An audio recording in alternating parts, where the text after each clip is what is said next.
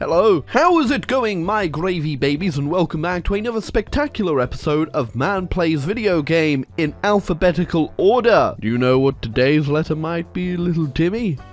That's right, it's S for... Oh, silly you, you've spent 10 billion hours looking at a map. But not before you hit the like and subscribe button down below. Anyway, let's have a quick look at my career profile. As you can see, I'm still doing terribly. Someone explain to me how that's supposed to work. I don't know what I'm looking at. Right, today we are in for a special treat. It's Xinjiang. I say treat?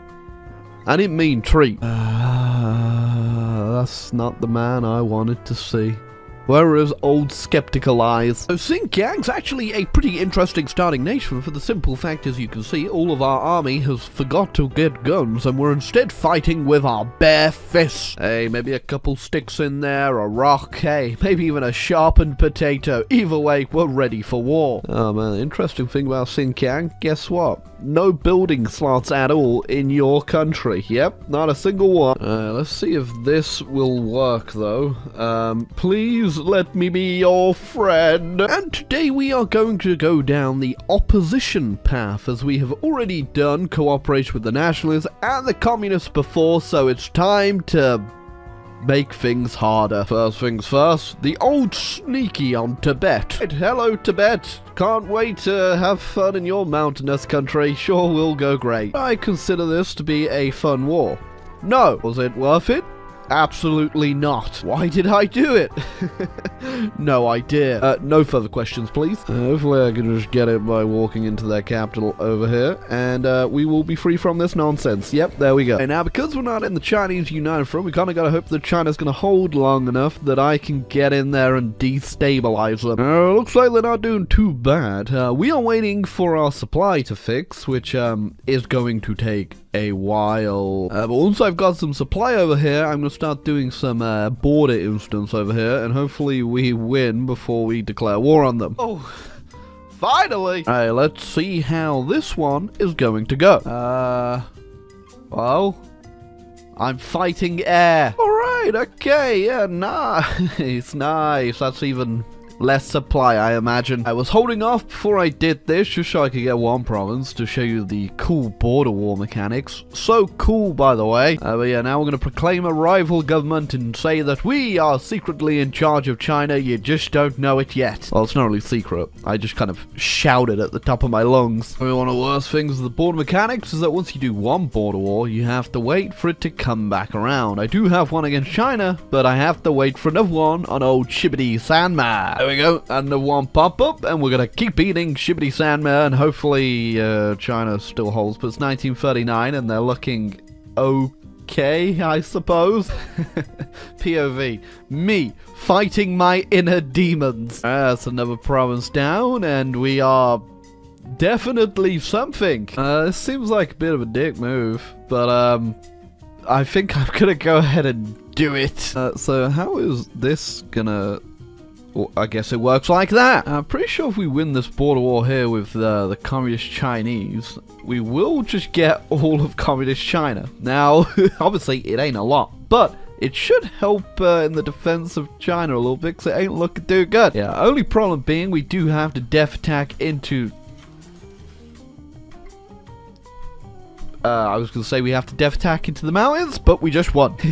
I won very quickly to even finish my sentence. Where exactly did I just... Okay, that is going to complicate the Japanese advance a little bit there. I think I'm actually kind of helping in a weird way. Yeah, not too sure we're going to be able to do the border war down here and win, although the Chinese units aren't that great. They are defending the river, which is gonna make it a little bit difficult. Yeah, it doesn't look like we're gonna be able to get this one, which is fine, I suppose. It's not like I don't have enough land. So it's already 1940 and my country looks like this and doesn't look like all of China. I'm sure you're wondering exactly what the plan is. Yeah, the plan is to find a plan somewhere down the road. But realistically, we're probably gonna have to fight Japan. And you know what? That might be fun. Don't worry, China. I'll liberate you. under the red flat yellow with a bit of red flag of Xinjiang. And I will do it all on my own. Definitely not with my big Russian friend. Definitely a little questionable that I am profiteering off the collapse of China. But also, look at my oblong country. The Japanese advance has been halted pretty firmly here, so hopefully they can last a little bit longer until the Americans get in the war, and then they won't do anything, and all of the Pacific will fall to the Japanese as usual. Gonna give this one with China another go, and we got it immediately again, probably because there was no troops there. No, there were troops, it just wasn't the right types of troops. And there you go, they just declared war on the Philippines, which means they are now at war with the Allies, which I'm hoping is good news. Otherwise, I'm gonna have to do it myself. Me and my best friend, the monastic commune of Tibet, will take you down, Japan, ourselves. Nothing quite like the power of communist monks. For a second then, my life flashed before my eyes, but it's fine. It's just the German Reich justified against me, Xinjiang. It looks like they're about to kill the Soviets, which ain't my problem. Always gotta appreciate the Africa front in Hoi4, because you really never know what you're gonna get each game. Oh, and there goes Barbarossa, and ain't looking too good, but we'll see how far they make it. Yes, we shall indeed teach the monks a thing or two about the means of production. I was kind of worried about this battle up here, because they brought all their troops back, but it doesn't look like, yeah, I think we may just, yep, have it easy peasy lemon squeezy. Now we have two equally sizes of Shibbity Shanma. Oh, I say equal. Not too equal, I suppose. And will that be another Chinese province to the list? Because if we can go ahead and keep chokeholding Japan here and keeping them away, this might be pretty good. But this one's looking a little bit dicey. Oh, no, yep. Easy peasy lemon squeezy. Xinjiang grows stronger peacefully with no guns or artillery being shot at any of my fellow Chinese people. I am sort of impressed with how much of China I've actually managed to take just by pressing a button. Probably would have been more if I actually just went to war with them, but yeah, alas, here we are. Oh, got a bit hungry. And now there's only one Jibbity Sandma. Although I wish there was none. Are we gonna get lucky again? There's gonna be no Chinese troops here. We're gonna instant victory. Nope. They are turning up, but I think we're winning. Winning. Come on, come on, come on. You can do it, you can do it, we can do it, we can win, we won. Look at that.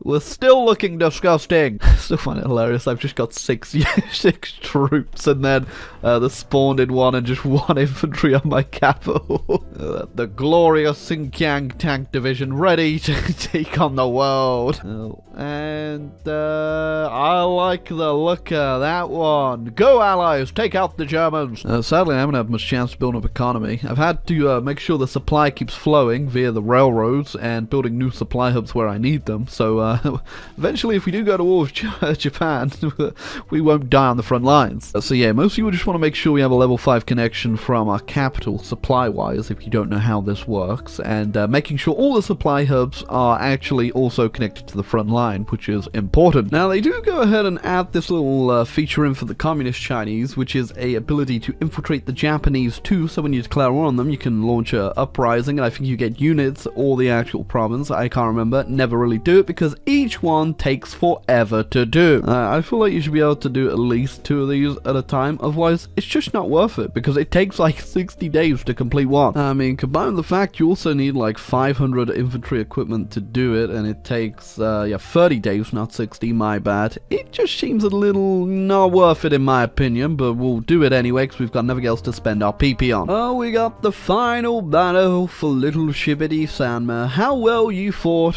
Well, not really. And just like that, they are gone. See, if anything, by fighting the Chinese over here in the west and taking their land, I'm only helping them, okay, move back east to get new land. Oh, these borders are about to get, even more cursed. I really should just get involved, but I just can't stop gobbling up land. Oh, after many long years of stealing Chinese territory illegitimately, I finally building an army. Oh, and that is it for Yunnan. Goodbye.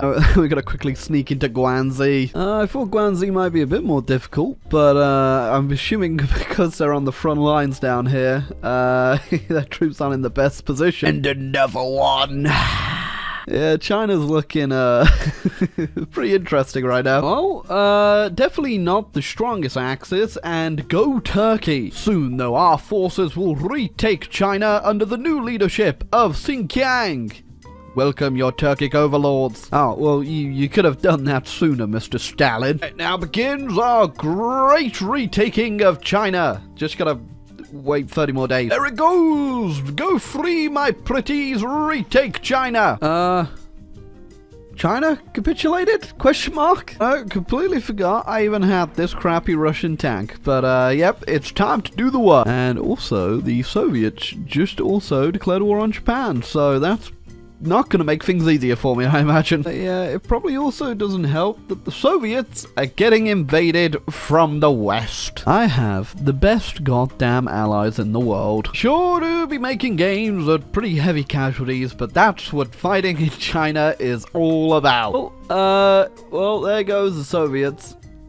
And, everything that could have been the Soviets. Well, the North has gone to a bit of a standstill because of, guess what? Supply! We're gonna go ahead and try to mop up what's left of the Japanese in the South down here, and it is not a lot. Especially for my brand new spanking self-propelled artillery. Alright, France. I wasn't quite expecting you to turn up, but sure.